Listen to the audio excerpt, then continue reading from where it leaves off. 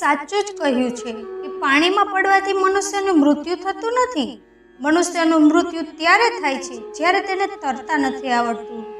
પરિસ્થિતિ ક્યારેય સમસ્યા નથી બનતી. સમસ્યા ત્યારે બને છે જ્યારે તેનો સામનો કરતા નથી આવડતો. એક વખતની વાત છે, એક દિવ્યાંગ રાજા હતા. તેના રાજ્યમાં ક્યારેય કોઈ સમસ્યા ન હતી. બધા ખુશ હતા. લોકો ઉપરવાળાને ધન્યવાદ આપતા કે આવા સરસ રાજા અમારી જિંદગીમાં આવ્યા છે. એ રાજાને એક આંખ નહોતી અને એક પગ પણ નહોતો. રાજાને તે વાતની કોઈ ચિંતા ન હતી. એક વખત રાજા તેના રાજ્યની ગેલેરીમાં ફરતા હતા અને બધા ડ્રોઈંગ જોતા હતા, જે ખૂબ જ સરસ પેઇન્ટિંગ હતી. તે તેના પૂર્વજોની હતી, તેના પિતા, પિતાના પિતા, એમ બધાની. રાજા ફરતા ફરતા વિચારતા હતા કે કેટલા શૂરવીર ખાનદાનમાં મારો જન્મ છે અને મને આવો મોકો મળ્યો છે. ઉપરવાળાના ખૂબ ખૂબ ધન્યવાદ.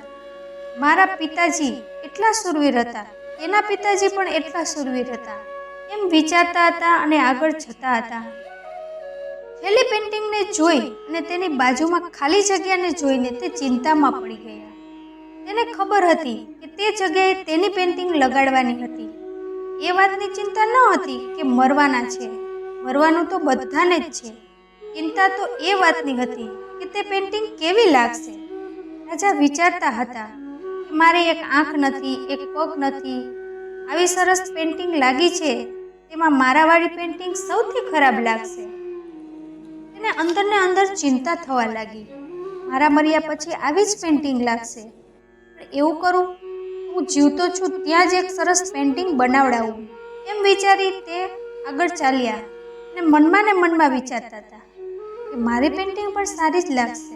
તેણે રાજ્યમાં જાહેરાત કરી દીધી અને બધા પેઇન્ટરને બોલાવો અને મારી એક પેઇન્ટિંગ બનાવો. જે શાનદાર પેઇન્ટિંગ બનાવશે તેને શાનદાર ઇનામ મળશે. પેઇન્ટરને ખબર જ હતી કે સારી પેઇન્ટિંગ બનશે તો સારું ઇનામ મળશે. પણ શાનદાર પેઇન્ટિંગ બનાવવી કેવી રીતે? રાજાની એક આંખ નથી, એક પગ નથી, તો આવા રાજાની પેઇન્ટિંગ કેવી રીતે બનાવી? કેવી લાગશે? પેઇન્ટર વિચારતા હતા, ઇનામની તો વાત છોડો, પણ જો ખરાબ પેઇન્ટિંગ બની તો રાજા ગુસ્સે થશે અને રાજા આપણને સજા કરશે. એટલા માટે મોટા મોટા ચિત્રકારે પણ હા ન પાડી. એટલામાં એક છોકરો આવ્યો અને બોલ્યો, રાજા સાહેબ, હું તમારી પેઇન્ટિંગ બનાવવા ઈચ્છું છું. તમે મને 24 કલાકનો સમય આપો. મોટા મોટા ચિત્રકાર આશ્ચર્યમાં પડી ગયા. આ શું? આ છોકરો શું ઈચ્છે છે? હાથી ઉપર લટકવા ઈચ્છે છે? રાજાને ગુસ્સો અપાવવા ઈચ્છે છે? કેવી પેઇન્ટિંગ બનાવશે? રાજાને ભરોસો હતો અને કહ્યું કે સારું, બનાવીને લાવો. બીજા દિવસે તે છોકરો પેઇન્ટિંગ લાવવાનો હતો એટલે દરબાર ભરાઈ ગયો હતો.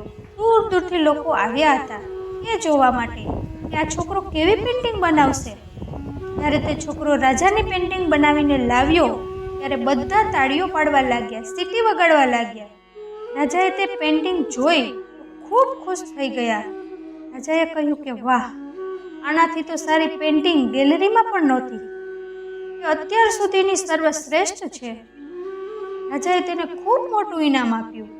તમે વિચારતા હશો કે તે રાજાની એક આંખ નહોતી, એક પગ નહોતો, છતાં તેણે કેવી પેઇન્ટિંગ બનાવી હશે. તે છોકરાએ રાજાને ઘોડા ઉપર સવાર બતાવ્યા. એક બાજુથી એક પગ દેખાતો હતો. તે તીરંદાજી કરી રહ્યા હતા. તીરંદાજી કરતી વખતે એક આંખ બંધ હોય છે. તે આંખ બંધ હતી, જે રાજાની ન હતી. આવી રીતે તે છોકરાએ એક આંખ બંધ કરી નાખી. એક જ પગ બતાવ્યો. રાજાને ઘોડે સવાર બતાવ્યા. નિશાનેબાજી કરતા દેખાડ્યા. એટલી કમાલની પેઇન્ટિંગ બનાવી કે તે અત્યાર સુધીની સર્વશ્રેષ્ઠ હતી. તે છોકરાની સામે પણ સંકટ હતું, પડકાર હતો. તેણે સકારાત્મકતાનો સાથ ન છોડ્યો. જીવનમાં ગમે તેવું સંકટ આવી જાય, પણ સકારાત્મકતાનો સાથ ક્યારેય ન છોડવો. તમે કોઈ પણ પરિસ્થિતિમાં હોય, કોઈ રસ્તો ન મળતો હોય તો પણ સકારાત્મકતાને ન છોડવી. સાચું માનો તો તેમાંથી તમે બહાર નીકળી જશો. ક્યારેય જીવનમાં ઉમ્મીદનો સાથ ન છોડવો. જેણે ઉમ્મીદનો સાથ છોડી દીધો છે તેનો સાથ જિંદગીએ છોડી દીધો છે. હંમેશા સકારાત્મક રહેવું, ખુશ રહેવું, પ્રસન્ન રહેવું. ઉપરવાળાના આશીર્વાદ સાથે, આપણી સાચી મહેનતની સાથે, આપણા પરિવારના પ્રેમ સાથે કરી જાવ એવું કે દુનિયા કરવા ઈચ્છે તમારા જેવું. ફરીથી મળીશું મિત્રો આવતા વિડીયોમાં. ત્યાં સુધી તમારું ધ્યાન રાખજો, હસતા રહેજો અને હંમેશા ખુશ રહેજો.